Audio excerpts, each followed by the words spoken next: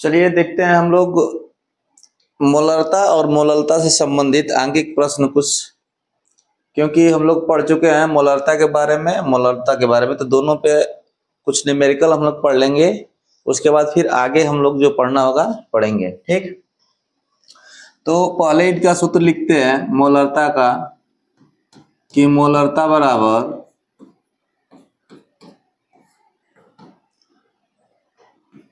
क्या होता है, विलेय के मोलों की संख्या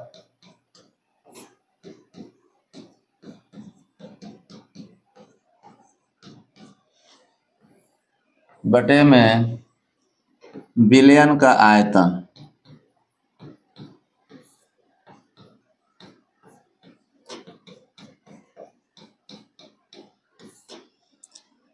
मिलीलीटर में हो तो 1000 से गुणा कर देंगे, लीटर में हो तो 1000 से गुणा नहीं करेंगे। ठीक, और आगे बात की विलयन का आयतन और विलेय के मोलों की संख्या। तो विलेय के मोलों की संख्या का अलग से एक फॉर्मूला होता है, इसको हम लोग देख लेते हैं कि विलेय के मोलों की संख्या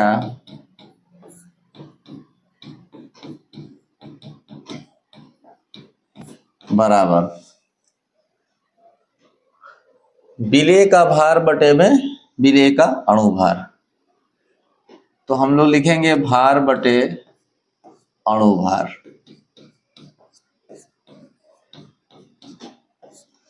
किसका? विलेय का। तो हम लोग इसमें साइड में इसको अक्षर से प्रदर्शित करके लिखेंगे। भार को हम लोग लिखते हैं W से प्रदर्शित करते हैं, अणुभार को M से प्रदर्शित करते हैं। मान लीजिए कि इसको जब हम लोग यहां रखेंगे तो फॉर्मूला बन के आएगा मोलरता बराबर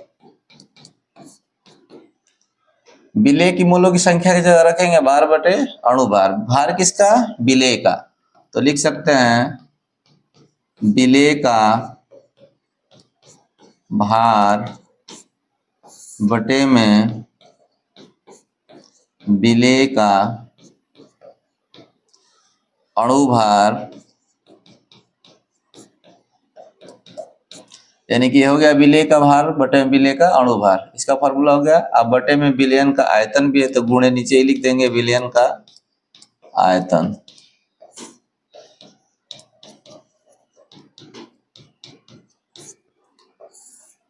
आयतन अगर ml में है, मिलीलीटर में है तो 1000 से गुणा कर देंगे विलयन का आयतन। ठीक, अब इसी फॉर्मूला पे हम लोग एक सवाल लगाएंगे और वो सवाल हम लिखते हैं, उसके बाद सॉल्व करेंगे।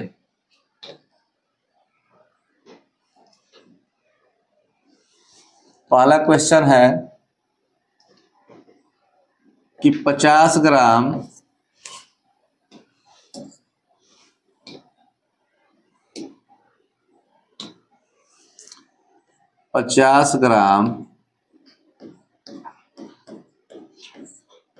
NaCl को जल में घोलकर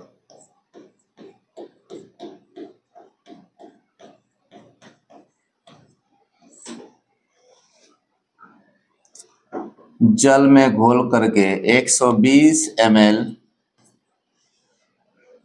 यानी कि मिलीलीटर का विलयन बनाया गया।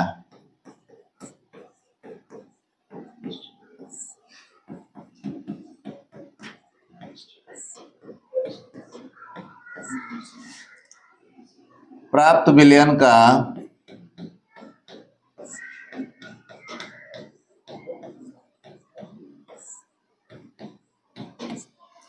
मोलरता बताइए। मोलरता बताइए या ज्ञात कीजिए।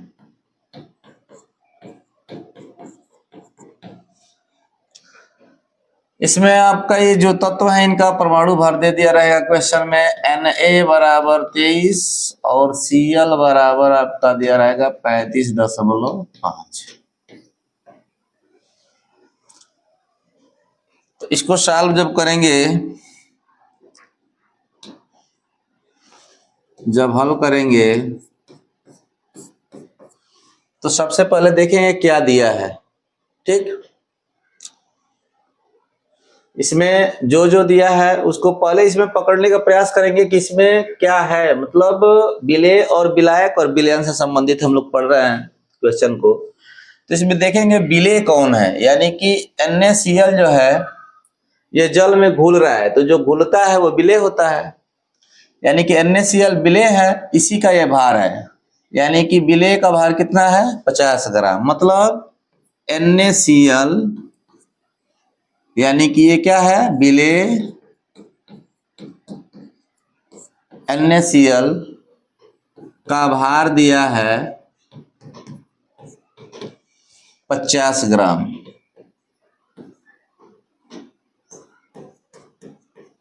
ठीक, उसके बाद आगे बढ़ेंगे।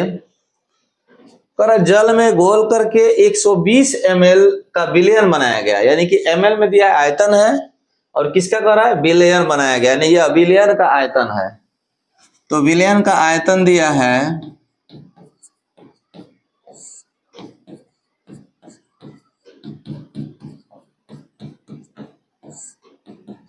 120 ml। उसके बाद कह रहा है कि प्राप्त विलयन का मोलरता बताइए। तो मोलरता का फॉर्मूला हम लोग जानते हैं कि मोलरता बराबर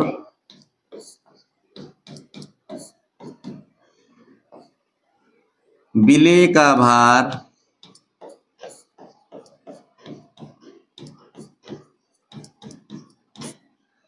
बटे में विलेय का अणु भार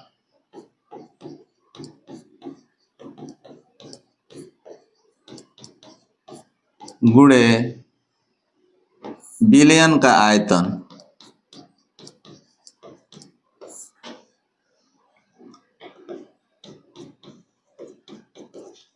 उसके बाद ऊपर अंश में गुणा करने 1000 का। क्यों? क्योंकि ml में दिया है विलयन का आयतन। अब विलेय का भार आपका दिया है कितना, 50 ग्राम। तो हम यहाँ रख देते हैं 50 बटे में विलेय का अणु भार निकालना पड़ता है, इसीलिए परमाणु भार दिया है। तो NaCl विलेय है, तो NaCl का अणु भार हम लोग निकाल लेंगे साइड में कि NaCl का अणु भार बराबर, बस दोनों को जोड़ देंगे। Na का मान कितना है 23 और Cl का मान है कितना, परमाणु भार 35.5, जोड़ेंगे तो 58.5। NaCl का यानी कि विलेय है, ये विलेय का अणु भार आ गया 58.5। तो यहाँ अणु भार रख देंगे इसका 58.5। विलयन का आयतन कितना है, दिया है विलयन का आयतन 120 और गुणे 1000। 1000 गुणा इसलिए कर रहे हैं कि विलयन का आयतन ml में दिया है। अब इसी को सॉल्व कर देंगे, ये 0 0 कट जाएगा। उसके बाद इसको हम लोग कटा देंगे 2 से 25 बार में और इसको 6 बार में। उसके बाद ये है आपका 100, तो 2 से इसको कटा दीजिए 3 बार में और इसको 50 बार में। 2 से कट गया, बचा क्या, उसको लिखते हैं 25 गुणे 50 है, तो 50 गुणा 25 में कर देंगे तो बराबर हो जाएगा 125 पे 0, यानी 1250। 25 5 125 और एक 0 बटे में है 58.5 गुणे 3, तो 58.5 गुणे 3। एक अंक पे दशमलव है, हटाने एक अंक पे दशमलव तो हटाएंगे इसको, तो एक 0 अंश में बढ़ जाएगा, यानी 1250 पे एक 0 बढ़ गया, इसका दशमलव हट गया, यानी कि 3 का गुणा करके लिख देते हैं। 3 5 15, 3 8 24, 1 25 और 3 5 15 2 17, दशमलव हट गया। अब हम लोग 12,500 में 1755 का भाग दे देंगे, जितना मान आएगा वही आपका मोलरता होगा। भाग देंगे हम लोग 12,500 में 1755 का, तो आपका पहले चला जाएगा 7 बार में, 7 5 35 हुआ, 7 35 3 38, 7 से 3 52 और 7 1 7 5 12 घटा, ये घटाएंगे तो यहाँ 10 में 5 गया 5 और यहाँ आपका आ जाएगा 1 और ये हो जाएगा 4 में से 2 गया 2। फिर ये भाग नहीं जाएगा शेषफल, तो यहाँ दशमलव बढ़ा के 0 बढ़ा सकते हैं, तो ये हो गया 2150 यानी कि 1 बार जाएगा। तो हम लोग आंसर में लिख सकते हैं दशमलव के बाद 1 अंक को, और यहाँ हम लोग का 7 दशमलव हो जाएगा 7.1 7.1 मोल प्रति लीटर, इसका मात्रक होता है मोल प्रति लीटर। इस तरह से हम लोग का मोलरता का मान आ जाएगा 7.1 मोल प्रति लीटर।